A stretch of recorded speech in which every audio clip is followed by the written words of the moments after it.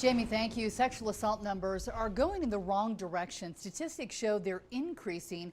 It comes as the Utah Coalition Against Sexual Assault in Salt Lake City hosted an event recognizing April as Sexual Assault Awareness Month. It's to highlight the growing problem.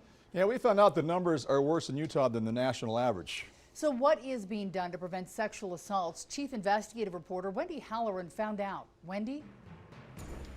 I looked into the data, interviewed a survivor, and asked a lawmaker what needs to be done to reduce the violence. Honoring individuals and organizations making an impact in the movement to end sexual violence and raise awareness of sexual assault, called Denim Day. Ending violence starts with all of us choosing to act. I was drugged and assaulted in my dorm room at the University of Utah in 2006.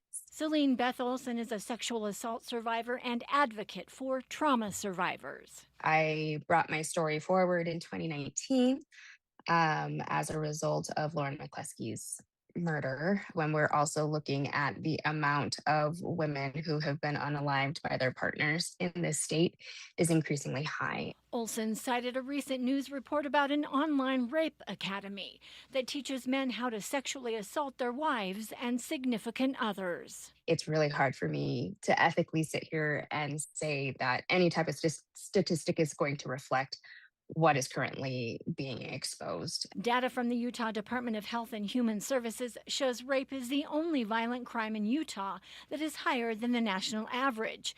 It says in a state where other violent crimes such as homicide, robbery, or aggravated assault are historically 1/2 to 3 times lower than the national average. Statistics don't lie. This is the only crime in Utah that's above the national average. I asked Utah State Representative Angela Romero what needs to be done. She zeroed in on funding to prevent sexual assault in the first place. The only way we're going to really solve this issue is if we have honest conversations about what consent is, but more importantly, fund the services and fund the education needed to have those honest conversations. Representative Romero said there has been an increase in funding for domestic violence, something I deeply reported in 2025. She says some of that money trickled down to sexual assault, but says sometimes sexual assault and domestic violence don't go hand in hand. She is hoping for more funding for sexual assault during the 2027 legislative session. Mark?